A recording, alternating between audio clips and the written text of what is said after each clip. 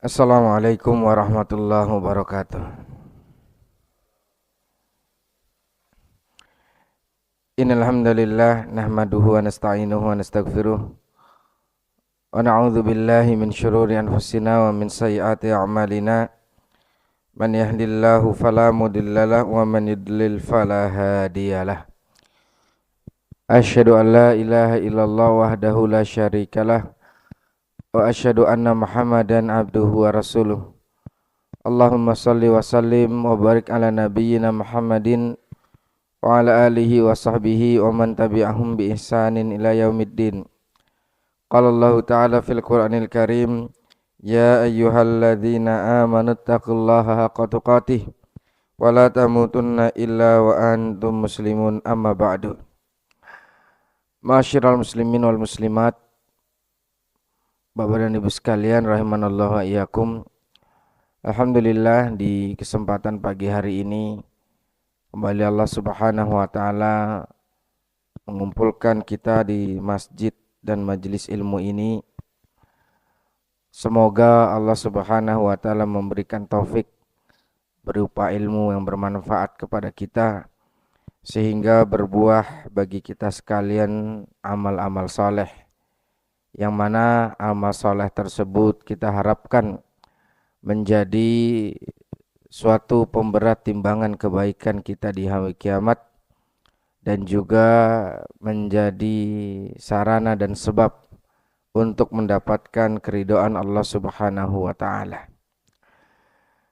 Bapak Ibu sekalian rahimanallahu iyyakum, insyaallah di pagi ini kita masih membahas atau menyampaikan kepingan-kepingan kecil dari sejarah hidup yang ada di sekitar Nabi Muhammad sallallahu alaihi wasallam, yaitu adalah berkaitan dengan keluarga beliau, yang mana insyaallah di pagi ini kita akan menyampaikan sebuah sirah dari seorang wanita yang mulia yang memiliki kedudukan dan peranan yang besar di dalam Islam dan juga untuk kaum muslimin, yaitu adalah Ummu Salamah, salah seorang istri Nabi Shallallahu Alaihi Wasallam yang memiliki keutamaan diantaranya adalah beliau seorang wanita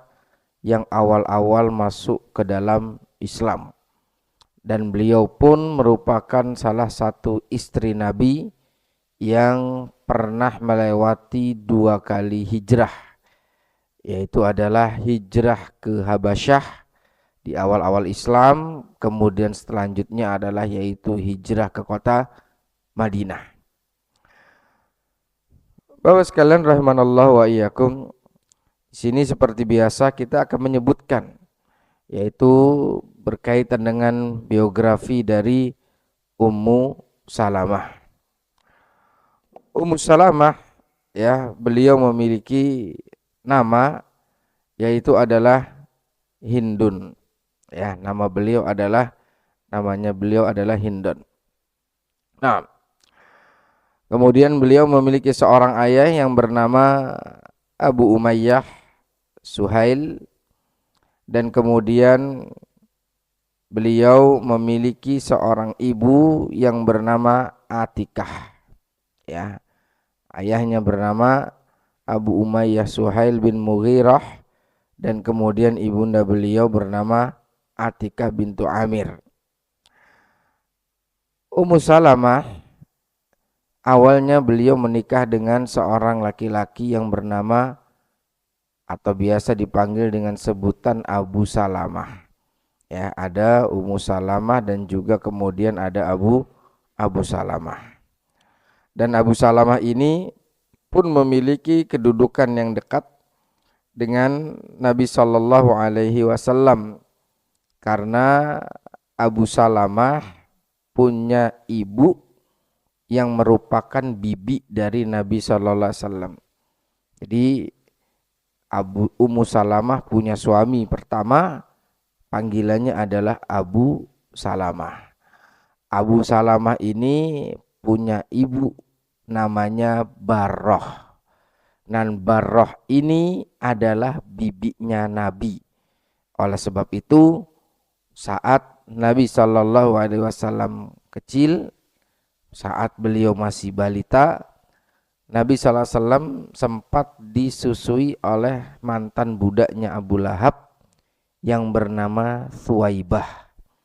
Dan Thuwaibah ini disebutkan oleh para ulama, selain memberikan air susu kepada Nabi, Thuwaibah juga memberikan air susu kepada Abu Salamah dan paman beliau yang lain yang bernama Hamzah. Ya. Jadi Nabi Hamzah bin Abdul Muttalib, ya, kemudian setelah itu Abu Salamah, ini semuanya adalah kalau diurutin masih keluarga besarnya Abdul Muttalib. Kalau Nabi Muhammad cucunya Abdul Muttalib, kalau Hamzah anaknya Abdul Muttalib, kalau Abu Salamah cucunya Abdul Muttalib tapi dari jalur anaknya yang bernama Barroh. Nah, jadi secara kekeluargaan bahwasanya suami dari Ummu Salamah atau Abu Salamah itu adalah merupakan dari silsilah kerabat Nabi Shallallahu Alaihi Wasallam. Disebutkan bahwasanya beliau merupakan di antara as-sabiqunal awwalun, ya, orang-orang yang awal-awal masuk Islam, ya, karena sempat mengalami hijrah ke negeri Habasyah bersama suaminya. Dan jumlah kaum muslimin yang hijrah pada saat itu ke Habasyah itu sekitar 12 pria dan 4 wanita. 12 pria dan 4 wanita. Wanita yang ada salah satunya adalah Ummu Salamah, yang kedua adalah Ruqayyah, yaitu putri Nabi Sallallahu Alaihi Wasallam. Dan hijrah ke Habasyah ini terjadi pada tahun 5 kenabian. Artinya itu masih sangat-sangat dini, ya, masih sangat-sangat awal. Bagaimana saat itu orang-orang musyrikin, bagaimana saat itu orang-orang kufar yang ada di Mekah benar-benar melakukan penindasan, kekerasan baik secara verbal atau non-verbal kepada kaum muslimin yang baru masuk Islam. Sehingga dalam rangka untuk memberikan keamanan bagi mereka menjalankan agamanya, kebebasan bagi para sahabat untuk beribadah kepada Allah, mereka mencari sebuah tempat yang aman untuk bisa menunaikan hak-hak Allah, beribadah kepada Allah, dan dipilihlah tempat tersebut di negeri Habasyah. Dan hijrah ke Habasyah itu lebih berat dan lebih jauh dibanding hijrah ke kota Madinah.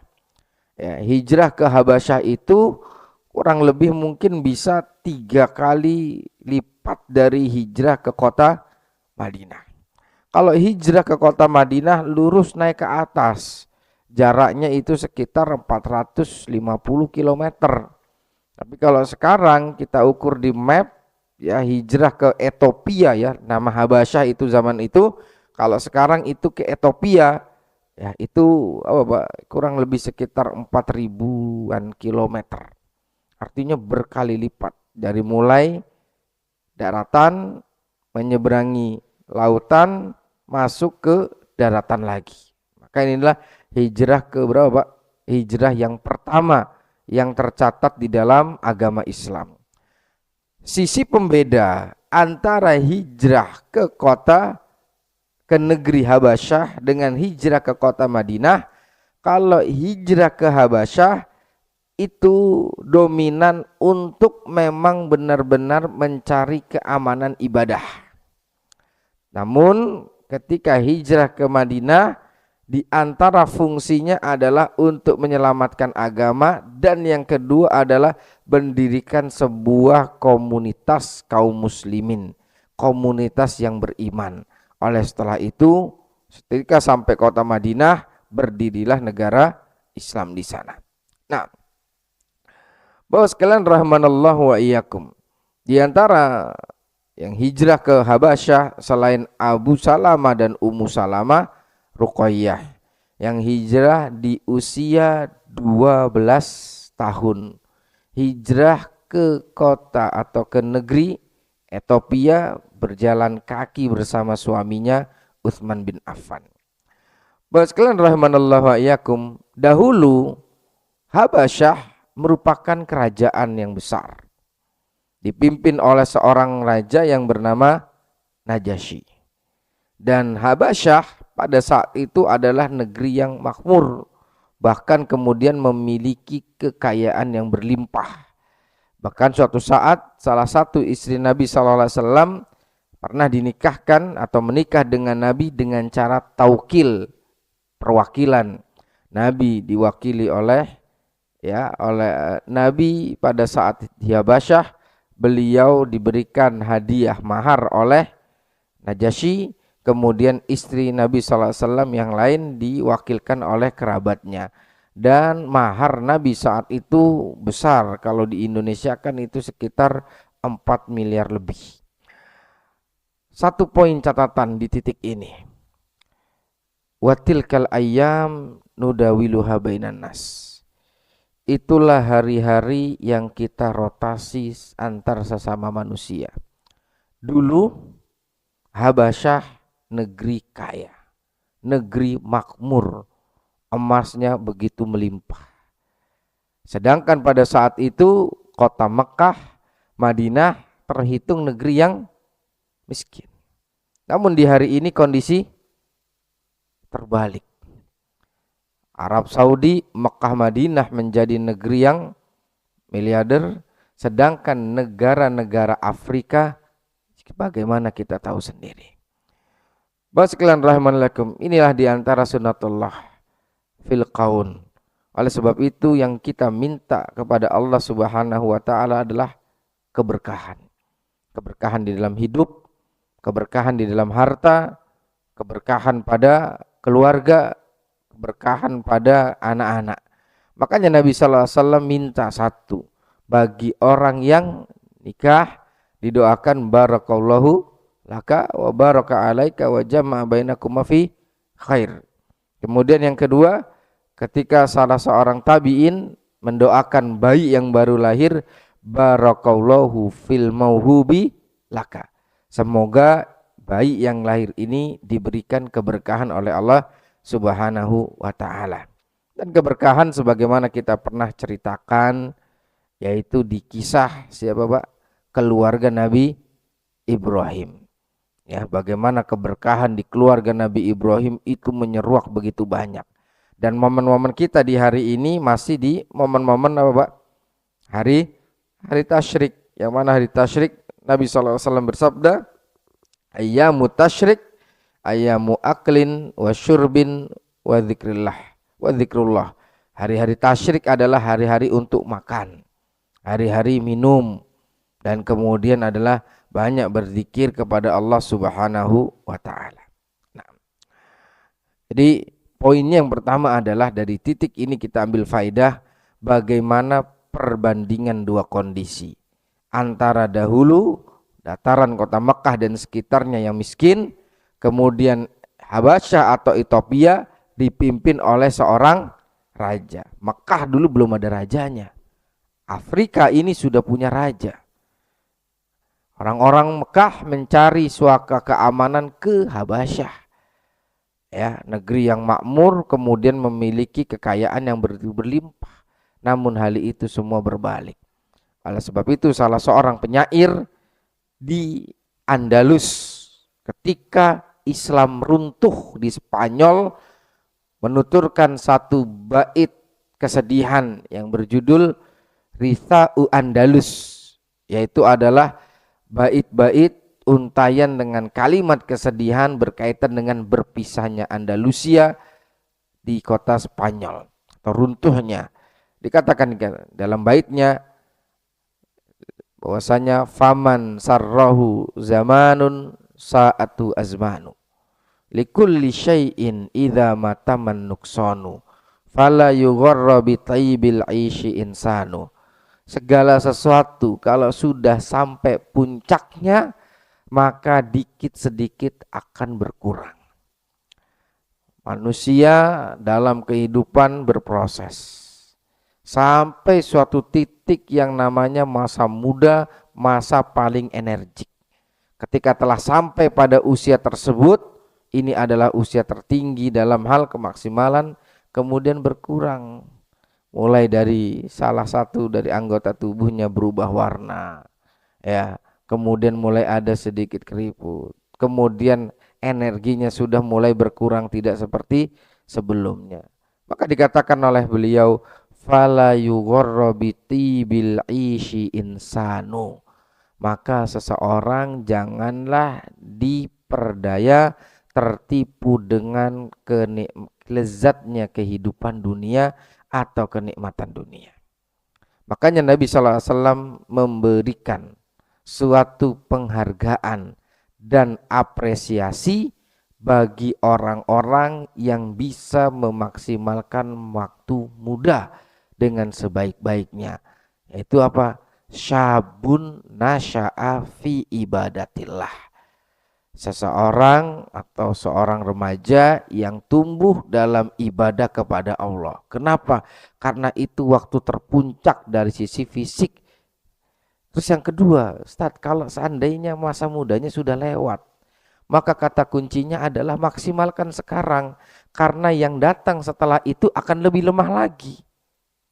Ya, barang siapa sekarang mohon maaf ada di usia sudah 50, ya berarti ini kondisi terbaik sekarang, karena tahun depan, 2 tahun depan, 3 tahun ke depan potensinya lebih di bawah. Kalau masa muda adalah masa paling energik, maka di atas usia 40 yang sekarang dipegang itu adalah yang terbaik.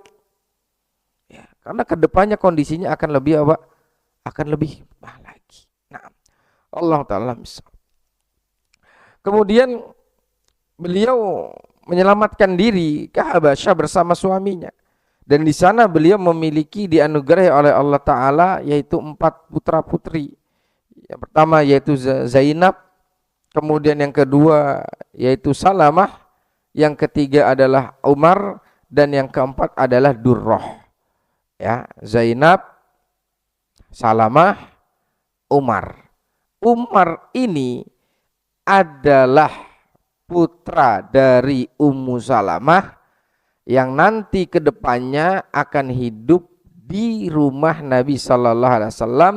Kemudian Umar inilah yang mengajarkan kepada kita hadis, ya gulam samillah, kul biyaminika wa kul mimma yalika.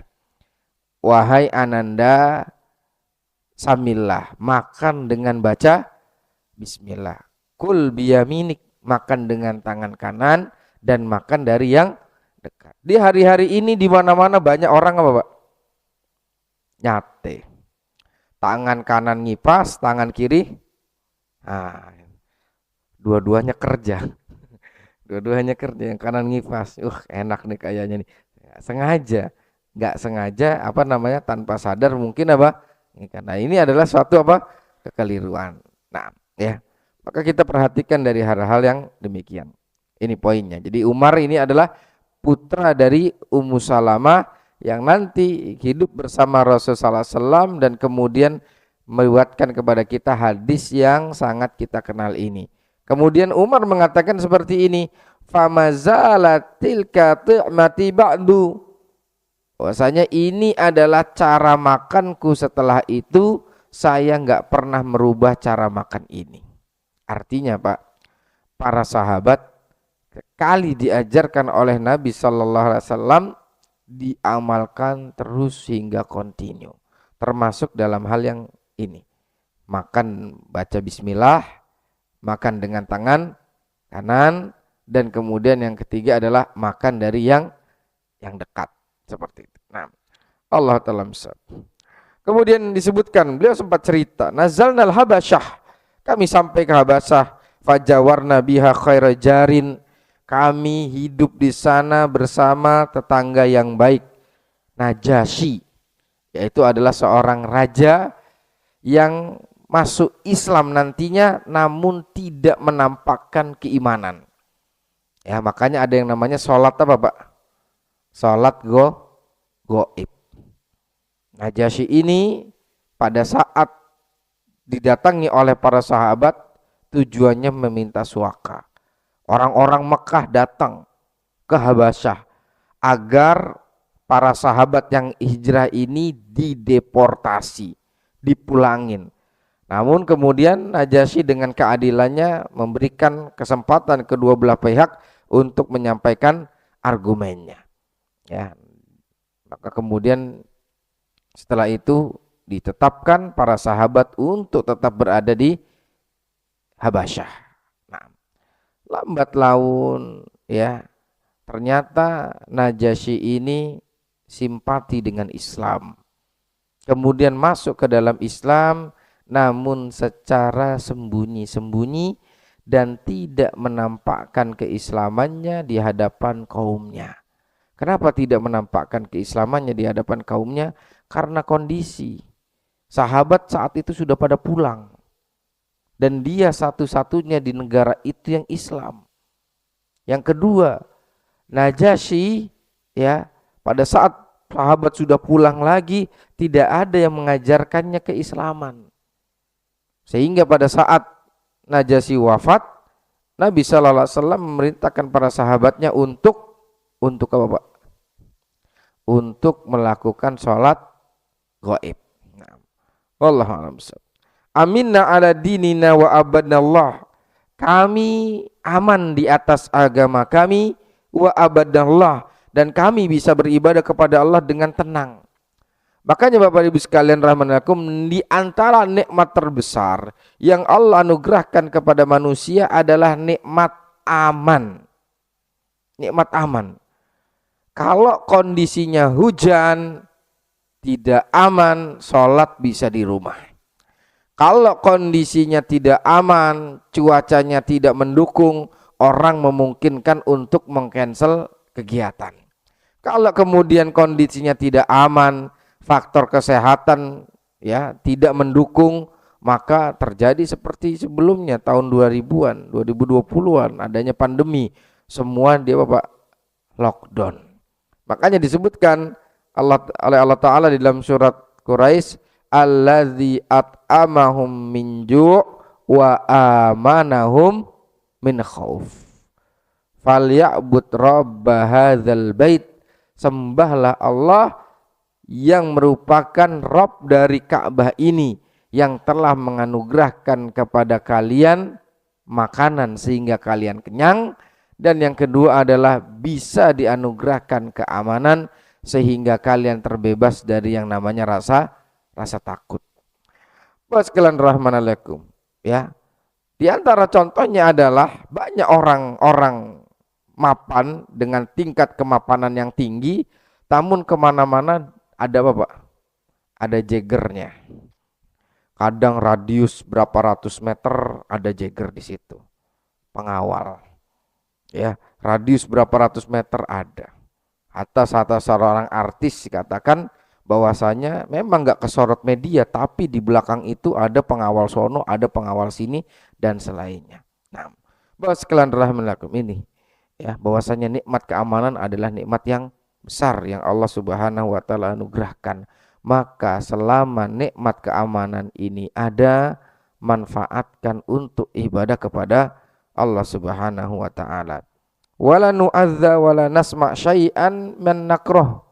Kami di sana tidak diganggu dan kami di sana tidak mendengarkan kata-kata yang kami tidak suka. Bapak sekalian rahimallakum, gambaran contohnya gini. Ini Mekah negeri kafir. Ini Habasyah negeri kafir. Tapi kenapa di Mekah mereka disiksa, kemudian di mana, Pak? Di Habasyah mereka damai. Padahal kondisinya sama-sama apa, Pak? Sama-sama kafir. Apa penyebabnya, Pak? Penyebabnya adalah kedengkian. Dengki. Makanya disebutkan dalam Al-Quran, kenapa mereka nggak mau masuk Islam orang-orang Mekah? Disebutkan dalam ayat, laula nuzzila hadzal Qur'an ala rajulaini min qaryataini azim. Ala rajulin minal qaryataini azim. Kenapa Al-Qur'an ini, kalau seandainya memang Allah ingin turunkan Al-Qur'an, kenapa Al-Qur'an ini perlu diturunkan kepada seorang anak yatim piatu? Kenapa enggak diturunkan kepada ala rajulin minal qaryataini azim? Kenapa enggak diturunkan kepada seorang pembesar dari salah satu dua kota? Kota Mekah banyak pembesarnya, kota Taif banyak pembesarnya. Kenapa Al-Qur'an ini enggak turun kepada pembesar yang ada di Mekah atau pembesar yang ada di Taif? Tapi kenapa turunnya di siapa, Pak? Kenapa turunnya kepada seorang anak yatim? Inilah poinnya. Meskipun dua-duanya negeri kufur, negeri kafir, namun kondisinya berbeda. Itu diantara poinnya adalah di mana ada kedengkian, di situ potensi ketidaknyamanan. Ya, di mana ada kedengkian, oh nggak tenang, Pak. Keluarganya Nabi Yusuf, ada bibit-bibit kedengkian muncul. Hasilnya, Pak, wah, begitu. Keluarganya Nabi Adam, ya, ada kedengkian, kemudian terjadi seperti itu. Makanya para ulama menyebutkan bahwasanya, ya, para ulama menyebutkan bahwasanya amalan hati ini itu lebih istimewa dibanding amalan fisik. Kalau amalan fisik dibatasi dengan waktu, tetapi yang namanya amalan hati ini terus kontinu. Kita sholat berapa menit, Pak? Maksimal dari azan sampai iqomah itu apa? Dari azan sampai salam itu kurang lebih durasinya 20 sampai 25 menit. Membaca Al-Qur'an, puasa Ramadan, haji itu ada durasinya. Tapi yang namanya ibadah hati nggak pakai durasi. Orang sholat 20 menit, habis itu dia ragu-ragu dengan keberadaan Allah 1 menit aja. Jadinya apa, Pak? Kufur. Seperti itu. Nah, sekalian rahimahumullah, ini diantaranya. Maka yang namanya ibadah hati itu lebih kontinu dan lebih utama di sisi Allah Subhanahu wa taala. Nah, kemudian yang selanjutnya, ya, di antara yang disebutkan ya oleh para ulama berkaitan dengan hal tersebut adalah tentang wafatnya Abu Salamah. Ya, Abu Salamah wafat, ya, dan Abu Salamah adalah seorang sahabat yang bersama Aisyah, bersama siapa namanya, Pak? Bersama Ummu Salamah. Beliau hijrah ke Habasyah. Pada saat di Habasyah mereka dengar apa, Pak? Dengar orang-orang di Mekah sudah masuk Islam. Kemudian mereka balik lagi. Mereka balik lagi ke Mekah. Ketika nyampe di Mekah kena prank. Kalau bahas sekarang, Pak, ya. Gimana ternyata di Mekah lebih parah dari sebelumnya. Apa yang terjadi setelah itu? Abu Salamah dan Ummu Salamah dipisah sama keluarganya masing-masing. Abu Salamah dipisah sama siapa namanya? Sama istrinya. Abu Salamah ditarik sama keluarga besarnya. Ummu Salamah ditarik juga sama keluarga besarnya. Sehingga Abu Salamah gimana, Pak? Abu Salamah sedih, harus dipisahkan dengan apa? Harus dipisahkan dengan istri tercintanya dan anaknya. Nah, siapa namanya? Keluarganya Abu Salamah nggak terima bagaimana bikin Ummu Salamah juga sedih. Anaknya dibawa pergi, dipisahin Ummu Salamah dengan anaknya. Akhirnya sekarang Ummu Salamah pisah dengan suaminya, Ummu Salamah juga pisah dengan anaknya. Jadi saling balas-balasan. Awalnya mereka bareng, kemudian setelah itu Ummu Salamah, keluarganya Ummu Salamah narik anak mereka yang bernama Ummu Salamah. Kemudian suaminya diusir, Pulanglah ke rumahnya. Keluarga suaminya nggak terima kalau anaknya laki-laki yang namanya Abu Salamah dipisahin dari keluarganya. Mereka balas dendam. Caranya gimana? Anaknya Ummu Salamah diambil, dibawa ke Abu Salamah. Sudah impas 1+1. Nah, Bapak sekalian rahimakumullah, ini diantara ujian-ujian yang ada pada siapa, Pak? Pada keluarga siapa, Pak? Keluarga Ummu Salamah ini. Sehingga dari titik inilah mental dan keilmuan Ummu Salamah nanti melebihi istri-istrinya yang lain. Level yang bisa mengimbangi Aisyah radhiyallahu anha hanya Ummu Salamah. Ya, makanya di sana nanti disebutkan, Pak, istri Nabi itu ala hizbaini. Kanat azwajun Nabi sallallahu alaihi wasallam ala hizbain. Istri-istri Nabi itu punya 2 kecenderungan. Kecenderungan yang apa, Pak? Kelompok A dan kemudian apa? Kelompok B. Jadi nggak sama nih, istri Nabi nggak semuanya sama, Pak, satu server seperti itu. Ada yang kecenderungannya ke A, ada yang kecenderungannya ke B. Kecenderungannya di tipe A ini apa, Pak? Tokoh utamanya atau kemudian yang dominan di situ adalah Aisyah. Di bawahnya ada Saudah. Di bawahnya lagi nanti ada Hafsah. Nah, kemudian yang satunya lagi adalah kemarin kita sebutkan ada Zainab bintu Jahash dan lain-lainnya. Ini nanti ada Ummu Salamah. Ya, jadi Bapak sekalian rahimanallahu, ketika seorang itu ya memiliki keluarga yang banyak, gak selamanya memang harus berada dalam apa, Pak? Ya, gak selamanya harus lempeng-lempeng aja. Ya, seperti itu. Begitu juga dengan siapa? Keluarga Nabi Shallallahu alaihi wasallam. Nah, kemudian setelah itu pun ya Abu Salamah dalam perjalanannya, kemudian mereka hijrah, mereka dipertemukan kembali dengan perantara seseorang. Abu Salamah, Ummu Salamah dan anaknya bisa ketemu. Kemudian selanjutnya mereka melakukan perjalanan ke kota Madinah, dan ini adalah hijrah yang kedua. Abu Salamah disebutkan sempat bertemu atau sempat mengikuti perang Badar, sempat mengikuti perang Uhud. Wa kana alladzi jarahu ahadun Abu Usama al-Jashi. Wa makatha syahran yudawihi fabara'a fima yara. Intinya dalam perang Uhud tersebut, dalam perang Badar tersebut, ya, Abu Salamah ikut, dan di satu peperangan Abu Salamah luka.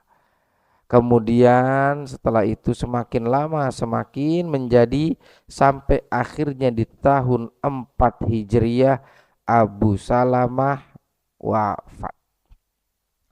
Maka ada sebuah hadis, ya, ada sebuah hadis yang disebutkan oleh Nabi Sallallahu Alaihi Wasallam berkaitan dengan wafatnya Abu Salamah ini.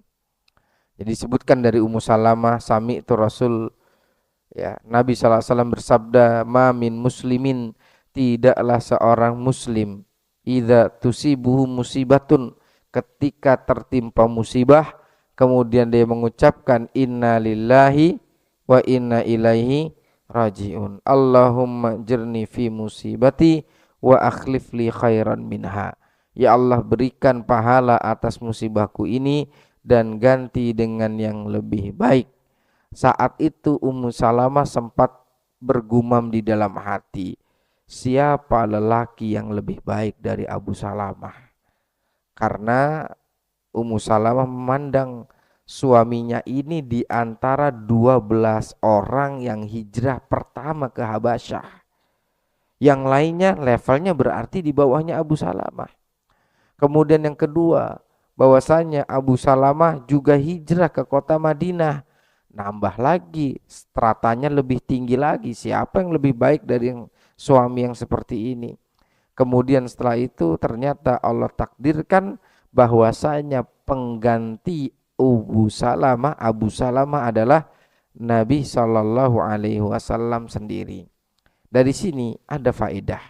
Faedahnya adalah ketika orang terkena musibah, kemudian membaca doa ini, Allahumma jurni fi musibati wa akhlif li khairan minha. Ya Allah, berikan pahala untukku dan ganti yang lebih baik. Pada saat dia mengucapkan doa tersebut, mungkin dia belum tahu ganti yang lebih baiknya itu seperti apa. Atau yang kedua, pada saat dia mengucapkan doa tersebut, mungkin tidak tergambar pada dirinya bentuk gantinya itu seperti itu. Apa Pak? Gak terbayangkan.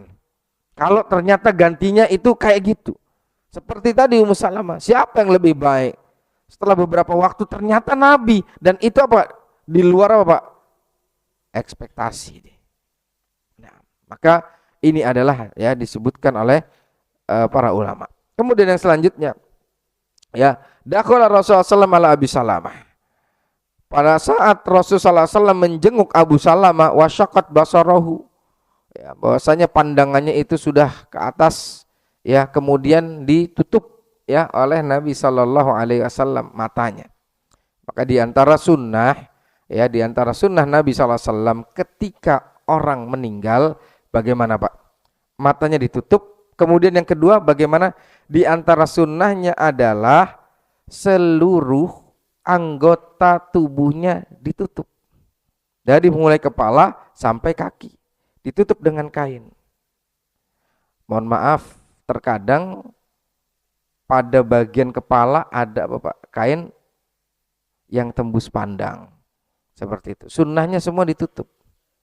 Semua di kepala sampai dari mulai kepala sampai kaki tutup semuanya.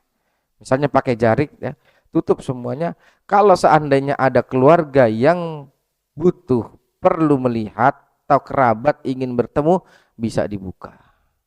Kemudian setelah itu apa? Boleh dicium keningnya, boleh didoakan dan segala macamnya. Kemudian setelah itu apa?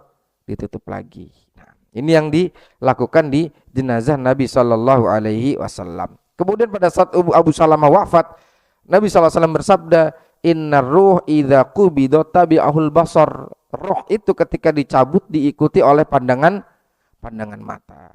Maka Nabi SAW menyebutkan, fala tad'u ala anfusikum illa bi khair. Kalian jangan mengucapkan kecuali hanya yang baik-baik saja. Ucapkan yang bagus. Kenapa? Karena malaikat itu hadir mengaminkan apa Pak? Ya, orang-orang berucap di situ. Maka mohon maaf, ya, ini kadang mungkin pernah terjadi pada saat di dalam, ya, di dalam ada kondisi duka, di teras ada yang tertawa terbahak-bahak. Kalau sudah bahasa hanya candaan, kadang ada yang kelewatan. Dan pada saat itu malaikat hadir mengaminkan. Karena namanya orang canda kadang Pak, ya kadang offset itu kata-kata candaannya gitu. Maka ketika ingin, ada 2 poin di sini. Satu adalah hendaknya ada rasa empati. Yang di dalam ini bersedih. Yang di luar setidaknya apa Pak? Tidak ada tawaan yang itu. Yang kemudian yang kedua adalah yang pertama itu menjaga empati, yang kedua bagaimana? Yang kedua adalah menjaga kata-kata. Karena orang kalau sudah bercanda itu bisa kebablasan. Mana dalilnya? Orang kalau sudah bercanda bisa kebablasan seperti orang-orang yang berangkat perang mencandai Nabi. Wah, kami tidak melihat pemimpin yang paling buncit perutnya, paling takut ngadapin musuh kecuali apa? Pemimpin-pemimpin kita, yaitu yang dimaksud siapa? Para nabi sahabatnya. Kemudian Allah turunkan ayat, abillahi wa ayatihi kuntum tastahziun. Apakah dengan Allah dan ayat-ayatnya kalian jadikan bahan ledekan, candaan dan olok-olok? Qad kafartum ba'da ta'tadiru. Gak perlu minta maaf. Qad kafartum ba'da imanikum. Kalian sudah kufur setelah sebelumnya kalian beriman. Sampai turun ayat ini Nabi marah. Kemudian orang-orang ini ngejar-ngejar Nabi. Ngejar-ngejar Nabi. Ketika ngejar-ngejar Nabi, Nabi saya minta maaf, mohon maaf, itu hanya candaan obrolan semata. Ini. Inna hadits torik. Itu cuman bahasa perjalanan, namanya kami melakukan perjalanan jauh. Kadang kita bercanda-canda. Mohon maaf kalau bahasa candaan kami ternyata menyinggung. Atau bahasa candaan kami main fisik. Atau bacaan kami apa? Bukan sekedar main fisik, tapi apa? Mengolok-olok Allah dan Rasulnya. Ini menunjukkan bahwasanya apa? Kadang bahasa candaan itu kebablasan atau offset. Jadi tolong ini diantara yang diperhatikan. Fa innal malaika yu'minuna lama taqul, karena malaikat mengaminkan apa yang dikatakan. Maka doakan yang baik-baik. Ketika di situ ketemu dengan keluarganya, ya mudah-mudahan sabar, Allah ganti dengan lebih baik, anak-anaknya menjadi soleh-solehah, kemudian semua amalannya diterima, segala jariah yang pernah dilakukan semuanya menjadi apa Pak? Ya semua menjadi bekal yang mengalir buat orang tersebut. Ucapan yang baik-baik. Kemudian Nabi SAW berdoa, Allahumma gfirli Abi Salamah. Ya Allah, ampunilah Abu Salamah. Ketika Nabi mendoakan mayit, lafaz pertama yang diucapkan apa? Minta ampunan. Dan ini hendaknya yang senantiasa kita minta, yaitu apa? Minta ampunan kepada Allah. Ya, apa doa sholat jenazah apa? Allahumma firlahu warhamhu wa'afihi wa'fu anhu wa akrim nuzulahu, dan seterusnya. Lafaz pertama apa Pak? Tetap Allahumma firlahu. Ketika sudah jenazah itu ditanam, Nabi doanya apa? Istaghfiru li akhikum, mintakan ampun untuk saudaramu. Fa innahul an yus'al, sebentar lagi ditanya. Jadi apa yang kita minta dari 1 sampai sekarang hari keberapa? 11 ya. Hari 10-nya kapan Pak? Kemarin Jumat ya. Kemarin Jumat Pak ya. Iya. Kemarin Sabtu ya. Aduh. Sekarang 12 ya. Sekarang 12. Taib. Di antara yang perlu kita minta di hari-hari ini adalah banyak minta ampun kepada Allah. Ya Allah, ampuni saya. Saya punya satu ustadz di Surabaya. Ketika saya bertemu, berpisah, berziarah, kunjung, pesan beliau cuma satu. Semoga Allah ampuni dosa-dosa kita. Itu aja kata-kata yang diucapkan. Ketemu saat gimana, mohon nasihatnya ya. Semoga Allah ampuni dosa kita. Saya WA, Ustaz, semoga Allah ampuni dosa-dosa kita. Saya mikir apa sir rahasia kenapa beliau begitu. Ternyata memang ini, saya perhatikan banyak di antara doa Nabi ini Nabi Pak. Ya, maka kita minta ampun, ya Allah ampuni kami. Ya Allah maafkan kami. Ya Allah ampuni segala khilaf kami. Ya Allah ampuni keterbatasan kami. Ya Allah ampuni ya hal-hal yang terluput dari kami dan yang lainnya. Begitu banyak. Maka di antara doa yang paling ujung di surat yang terpanjang adalah Rabbana la tu'akhidna inna sina aw akhtana. Rabbana la tahmil alaina isran. Rabbana wa la tuhammilna ma la taqata lana waghfir lana warhamna. Anta maulana fansurna 'alal qaumil kafirin. Lagi-lagi yang disebut sama Allah adalah ampunan. Maka minta ampun kepada Allah Subhanahu wa taala. Habis salat juga apa? Astagfirullah. Kafaratul majlis subhanakallahumma. Nanti kalau saya kafaratul majlis kelar di sini Pak. Ya, warfa darajatahu. Nah, ini di antara doa ya. Jadi gini Pak. Ketika ada jenazah, ketika kita takziah, ya, ada jenazah ke rumahnya, kemudian ngelihat apa Pak? Jenazahnya sudah ditutup, di antara doa yang dianjurkan ini. Allahumma gfir lahu warfa' darajatahu fil mahdiyin wa akhliflu fi aqibihi fil ghabirin waghfir lana walahu ya rabbal alamin wafsah lahu fi qabrihi wa nawwir lahu fihi. Ini di antara doa yang dianjurkan pada saat kapan Pak? Pada saat takziah. Simpelnya apa Ustadz? Saya nggak hafal. Di antara poinnya adalah satu, ya Allah ampuni beliau. Yang kedua, angkat derajatnya di kalangan orang-orang yang terpilih. Yang ketiga, berilah ganti yang terbaik untuk keluarga yang ditinggalkan. Ya Allah ampuni kami dan jenazah ini. Ya Allah berikan cahaya dan lapangkan kuburnya. Itu di antara yang didoakan Nabi pada saat kapan Pak? Nah. Kemudian selanjutnya Rasulullah SAW pun menikahi siapa? menikahi Ummu Salamah. Disebutkan dari Amr bin Abi Salamah, ketika masa iddahnya telah selesai, Abu Bakar mendatangi Ummu Salamah untuk menikahi, berbicara kepada keluarga Ummu Salamah bahwasanya Nabi sallallahu alaihi wasallam berniat untuk meminang Ummu Salamah menjadi salah satu bagian dari keluarga Nabi sallallahu alaihi wasallam. Nah, kemudian apa jawaban dari jawaban yang disebutkan oleh Ummu Salamah? Disebutkan faqalat akhbar Rasulullah sallam inni imra'atun waira. Kata Ummu Salamah, benar Nabi ingin melamarku. Kata Ummu Salamah, inni imra'atun waira, saya ini seorang perempuan yang pencemburu. Waira, ya, seorang perempuan ya Pak, pencemburu. Sulit bagi saya untuk berkumpul bersama para madu seperti itu. Wa inni imra'atun musbiyatun, dan saya punya anak-anak kecil.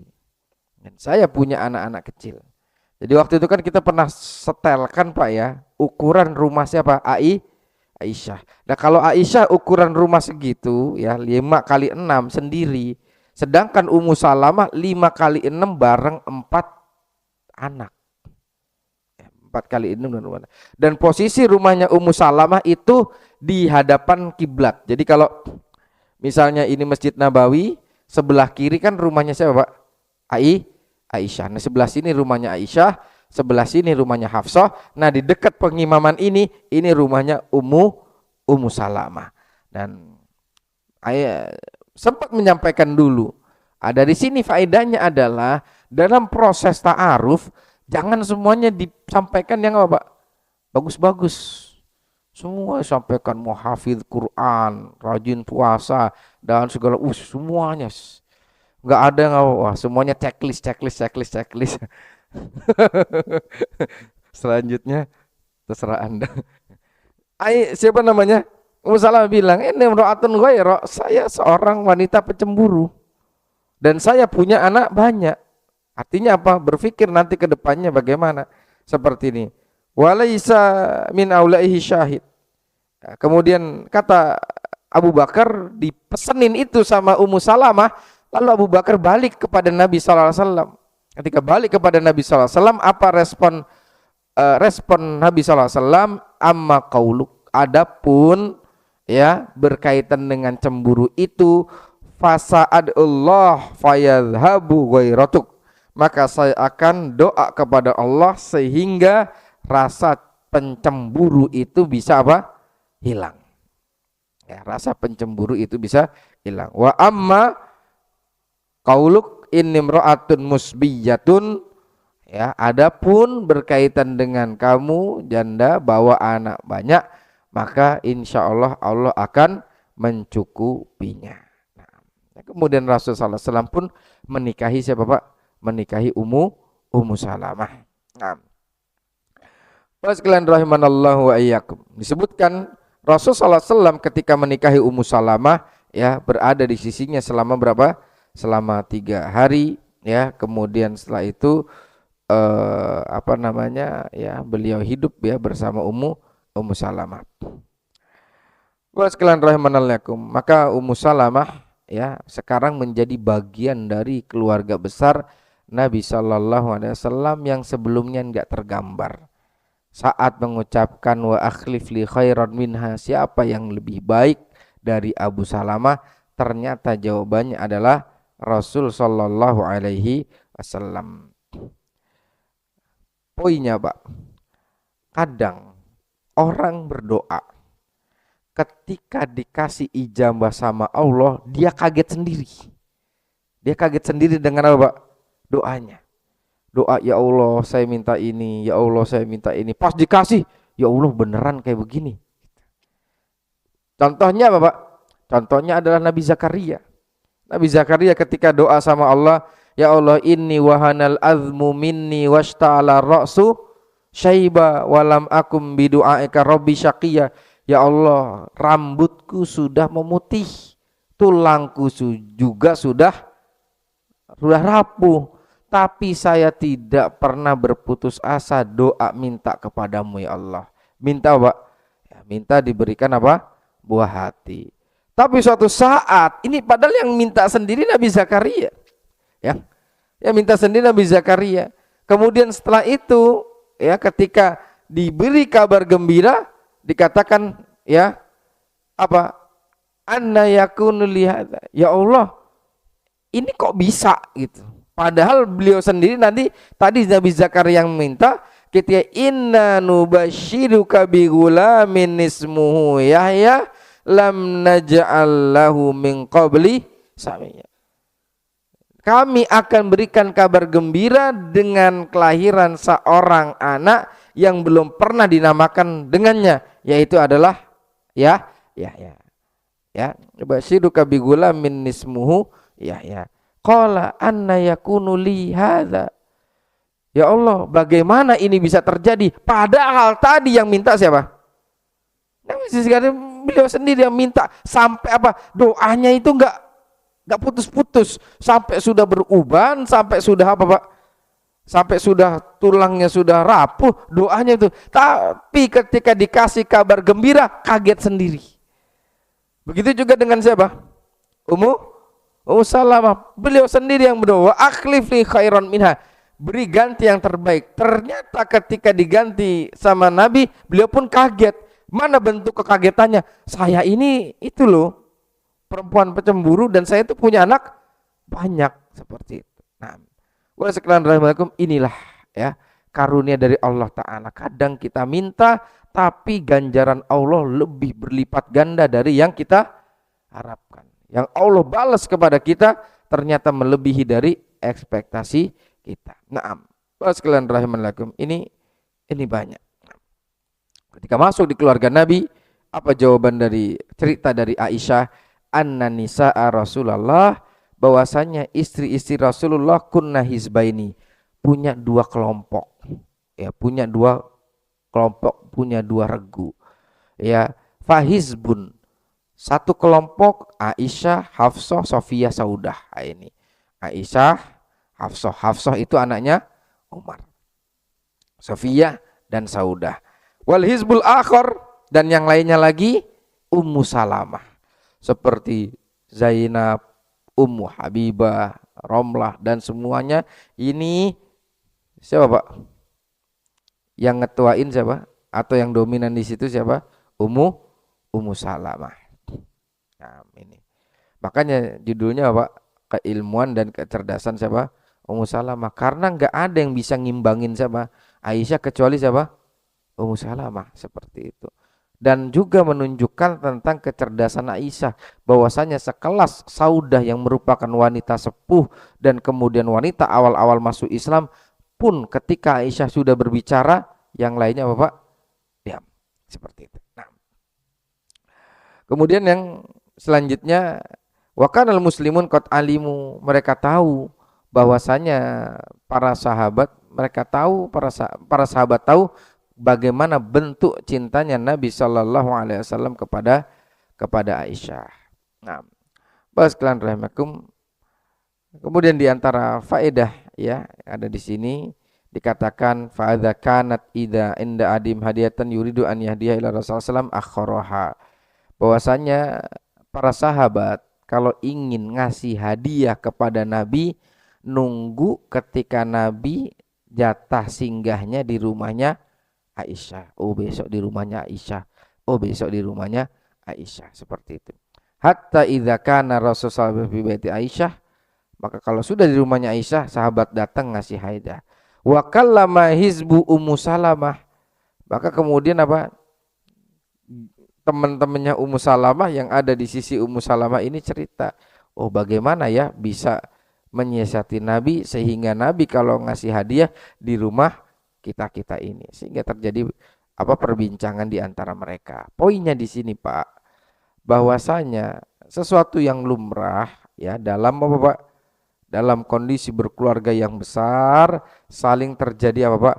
Perlombaan ya, kisah-kisah seperti itu. Oke lah Ustadz, gak usah bicara panjang-panjang ke Pak 2, 3 dan 4. Oke, kalau enggak ke situ, minimal sekarang kepada apa? Kakak, adik, kerabat atau anak. Seperti itu, ya. Bahwasanya kadang kecemburuan itu bukan hanya terjadi pada istri. Kecemburuan itu juga bisa terjadi pada anak-anak. Oh, yang ini sudah dikasih, kok saya belum. Kok yang ini begini, kok yang itu belum.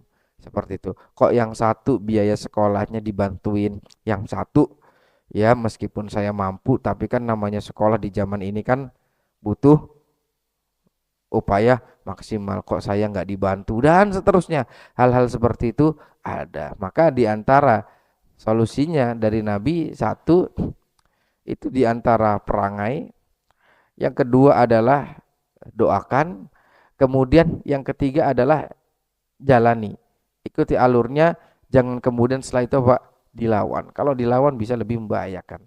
Sebagaimana Nabi SAW pun ketika kondisinya seperti ini, jalani saja, dikasih nasihat dan kemudian ya tidak ditekan. Nah, terakhir yang bisa saya sampaikan di kesempatan ini, inti dari part pertama. Jadi Ummu Salamah saya akan jadi dua part, dua bagian.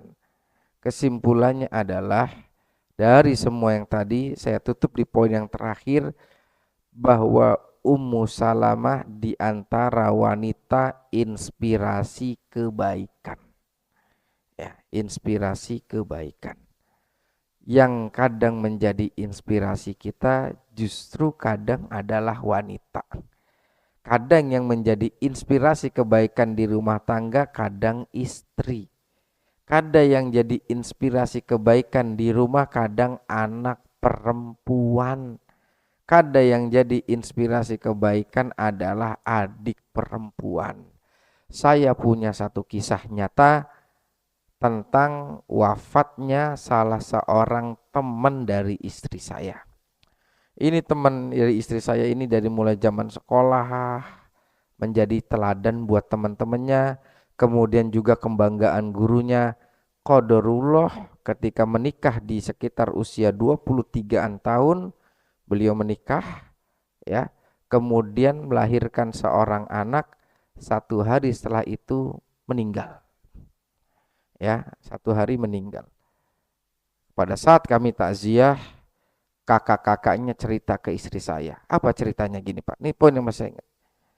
Sekarang tidak ada lagi SMS yang masuk di pagi dan sore hari mengingatkan Kak sudah zikir pagi atau belum. Ya Allah. Sederhana, tapi itu membekas. Gak ada lagi sore hari yang SMS Kak sudah zikir sore hari atau belum. Itu di antara poinnya. Jadi kadang sesuatu yang sederhana continue itu Masya Allah. Nah, Bapak sekalian rahimakumullah, ini poinnya adalah semoga Allah Subhanahu wa taala merahmati beliau, Allah lapangkan kuburnya, begitu juga dengan Ummu Salamah, dan semoga Allah kumpulkan kita di akhirat kelak bersama Nabi sallallahu alaihi wasallam, istri-istri beliau, keluarga beliau, dan Allah kumpulkan kita dengan orang-orang yang terbaik di sisi Allah. Amin ya rabbal alamin. Mungkin ini dapat kami sampaikan, kurang lebihnya mohon maaf.